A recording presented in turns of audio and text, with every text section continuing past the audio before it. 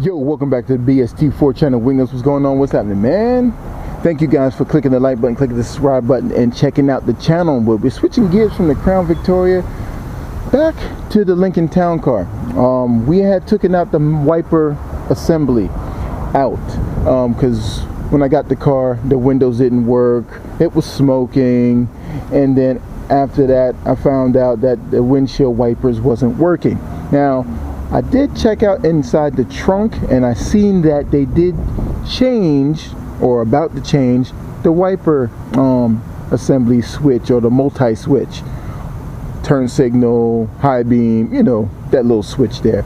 And me, I was just like, you know what, let's go straight to the wiper motor. This is what it was, and you know, I took out the back and everything. It was seized. So we have the pair of wiper motors. This is the one that came out of the Lincoln Towncar, and this one came out of a 2005 Lincoln LS. So that means that we can use wiper motors from Crown Victorias, Grand Marquis, Lincoln LS, 2005 Lincoln Navigator. If you can use a Navigator, more likely you can use a Expedition of the same year. And there was another one, Mustang. You can use a 2005 Mustang. Now, you can see here, these numbers are the same. Check it out. And the most important part is, you see how the ports look? That's the most important part. That's what you're gonna need. So, if you guys lost the bolts like I did, and you wanna go ahead and go to the Home Depot and get these bolts, well, these bolts are M6 by 1.0.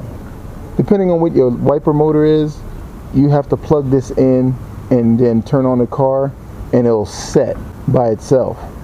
If it's a good wiper motor, it'll set by itself, because somehow the mechanism in there, it'll just set. Because you know how sometimes when you turn off the car and the wiper motor is still on and it's halfway, and then when you turn it off and you turn on the car, it'll set itself.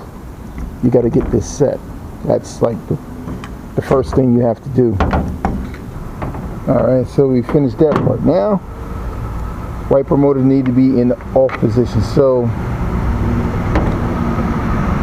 arm pulled over to this side, and you gotta match it on this motor here. In many cases, you're going to be using the open end 10 and getting this thing really tight. The only thing with these bolts is that for this one in the middle, it could be a little bit shorter, but don't worry, it still fit and it rocks. Now let's go and install this thing inside of the car. So after with a good cleaning with a rag in there, you just do your best. I got lazy. I didn't want to bring the vacuum out. You know, most of your jokers ain't gonna have no vacuum out here anyway. You just wipe it up with the rag, and then you start taking out these little things here, because it makes it easy to set the wiper assembly in. Now you make sure you put your wire, plug it all up, and then you set it in there.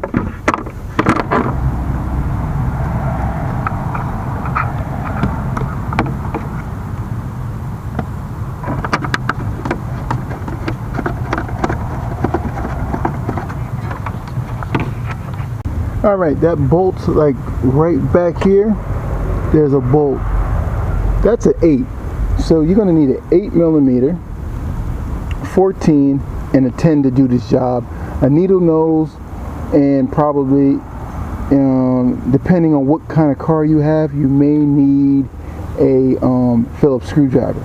Depending. They took this out before. There's a lot of missing pieces.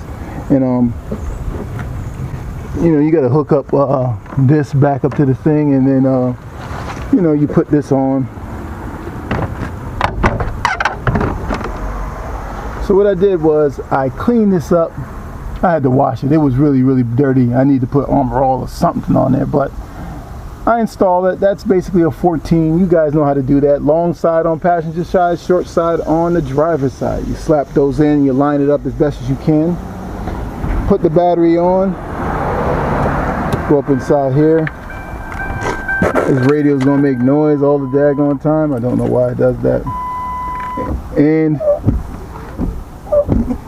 we got we got some wipers now. So now the next thing to do is this goddamn interior light. That's the next thing that I have to do. So man, thank you guys for watching this episode of Build Something TV.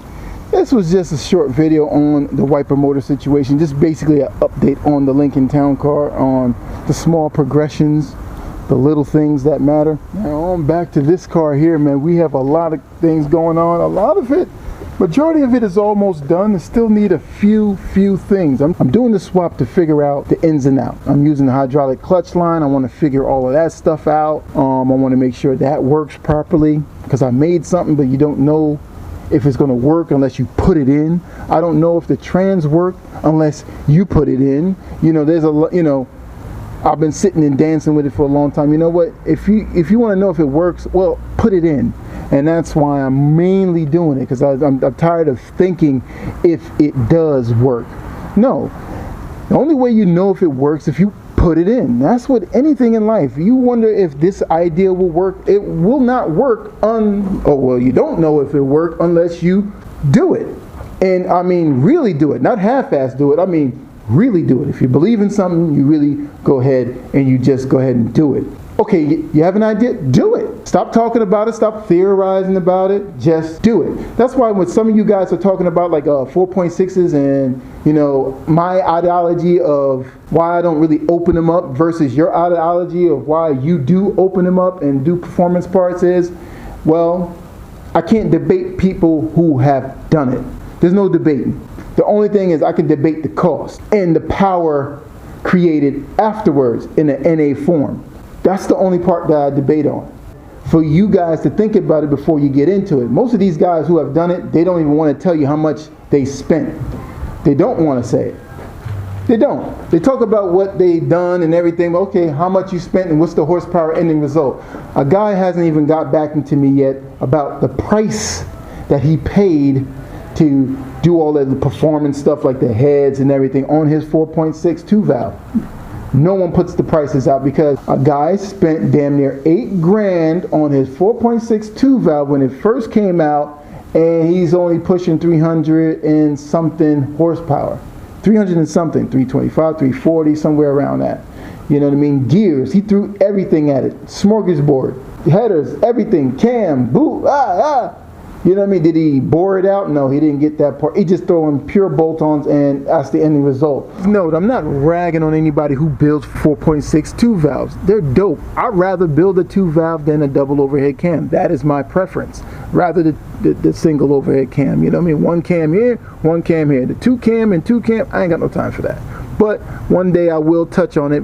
But first I would have to touch on the 2-valve. Again, if you have one project, that is good. I have multiple, so it doesn't seem to jive with what I'm doing. You know what I mean? This is a low budget channel, and I'm doing low budget things, and that's basically what it is. Because I'm just enjoying the journey of building cars just like you guys out there, man. And I do support you guys on building whatever the heck you want to build, and build it how you want to build it, and nobody can tell you how to build it. You just do what the hell you want to do.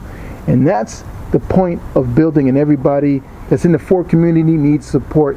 The push rod guys need to support, the module guys, and need to support the EcoBoost guys and the 2.3s and everything like that, man. We're a heavy community.